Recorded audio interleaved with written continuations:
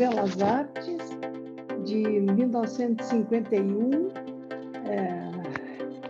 61 a 65, e eu fiz pintura, e o Ado Malagoli, que foi meu professor de pintura, foi um bom professor, não é? E depois também teve a Cristina Balbão, em desenho, um pouco a Alice Soares, né?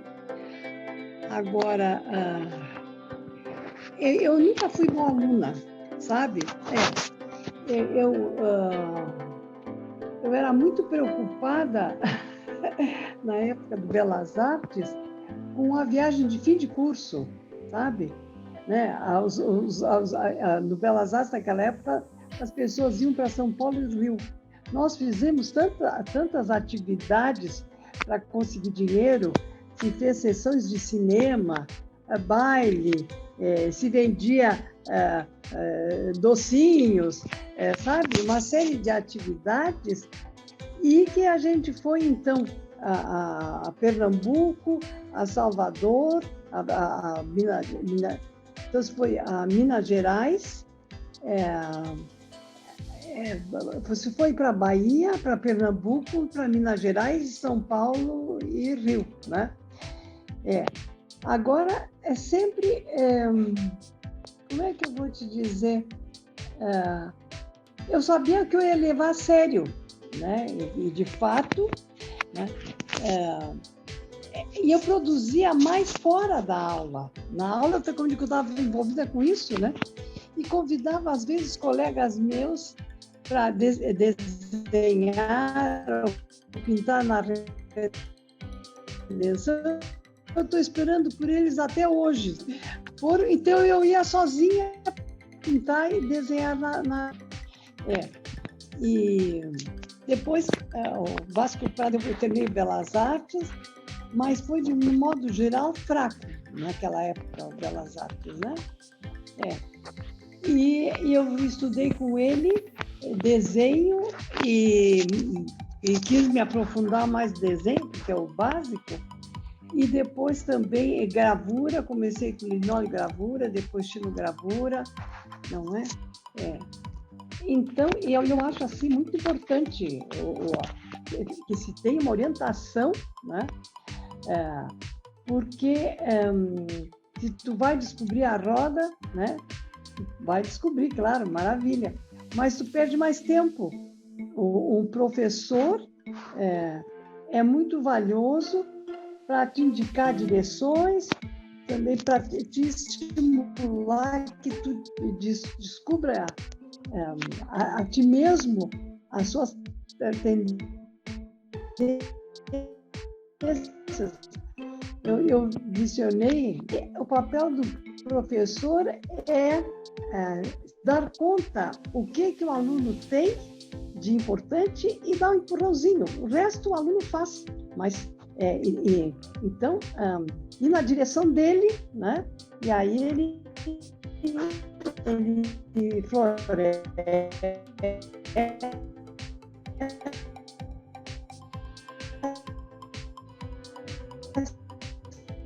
se desenvolve. Tem um papel, mais importante, porque o professor forma outros profissionais, né? E, lamentavelmente, no Brasil, é uma coisa dramática como o professor não é acarinhado, não é respeitado, não sabe, não é admirado, quando em outros países isso acontece, sabe? Então, e os nossos governantes, que coisa dramática, né? Uma grande maioria não tem cultura, e como não tem cultura, não consegue ver esse papel fundamental do professor, e que seria a classe que teria que ganhar muito bem, sabe? Né? E também um pagamento correto é uma forma de respeito, sabe? Não é? Então, eu vejo que aqui, atualmente, na escola não tem artes. Quando eu fiz o ginásio no Instituto de Educação, eu fiz primeiro em São Paulo, a minha família morou lá, depois nós viemos para cá.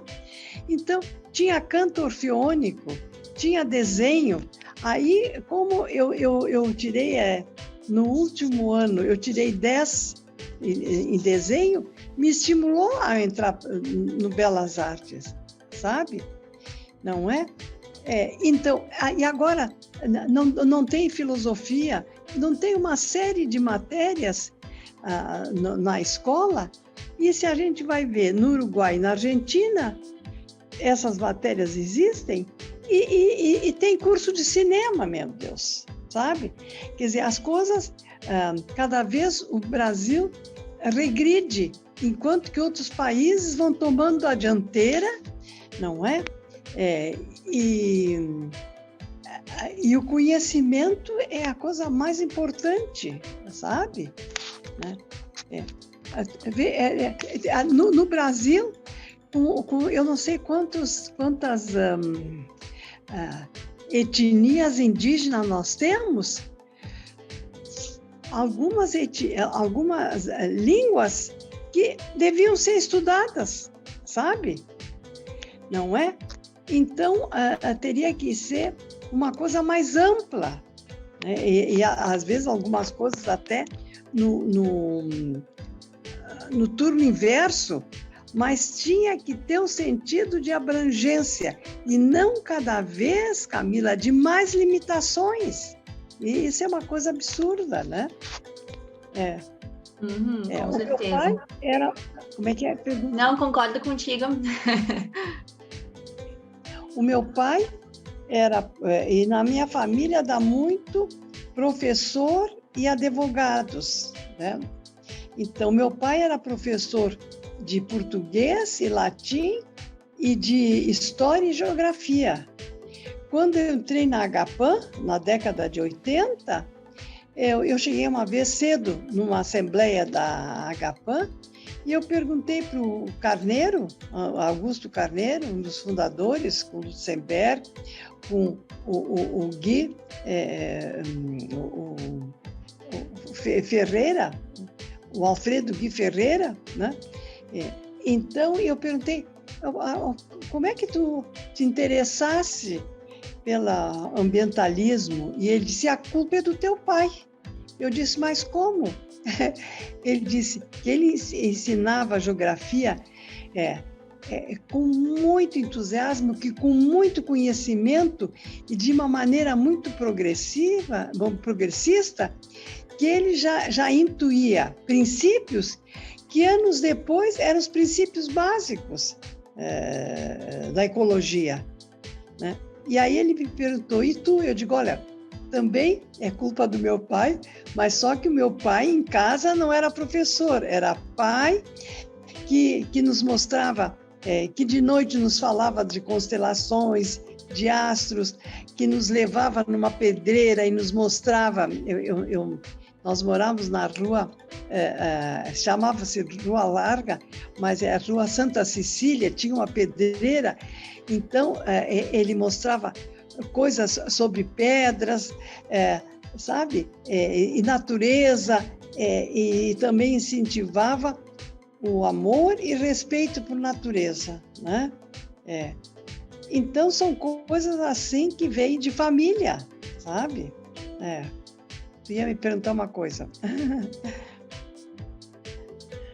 Eu ia te perguntar como é que tu vê também a importância do ensino público superior de qualidade para as pessoas em si, para a formação. Como é que é? Como é que eu vejo? A importância de se ter um ensino superior público e de qualidade para a formação profissional, ainda mais nessa carreira, quem quer seguir carreiras artísticas, enfim. Mas é fundamental a escola pública, né? A universidade, porque tem professores excelentes, ela é inclusiva, sabe? É o que se precisa de qualidade e democrática, sabe? E acho muito bom que tem as cotas também, não é? Então, eu vejo que quanto mais a pessoa tem boa formação, né, ela tem a sua visão de mundo se amplia, ela tem mais sentido crítico, sabe? Ela tem mais coragem, o conhecimento da segurança e coragem, sabe? Para enfrentar muitas coisas, né? Então, agora, a universidade aí, que é absurdo, né? No Rio Grande do Sul, e muitas que não respeitam, que esse governo não respeita a lista tríplice, que é isso, sabe? E não respeita mil coisas, não é? Agora eu acho assim que a gente não tem que ficar passivo. A sociedade civil tem que ter consciência das coisas e, tendo consciência, ter ações práticas, cada um na sua profissão, para que as coisas mudem, sabe? Então, eu tenho que expressar por meio eu sou artista visual, por meio do meu trabalho, expressar coisas importantes, né, para a comunidade,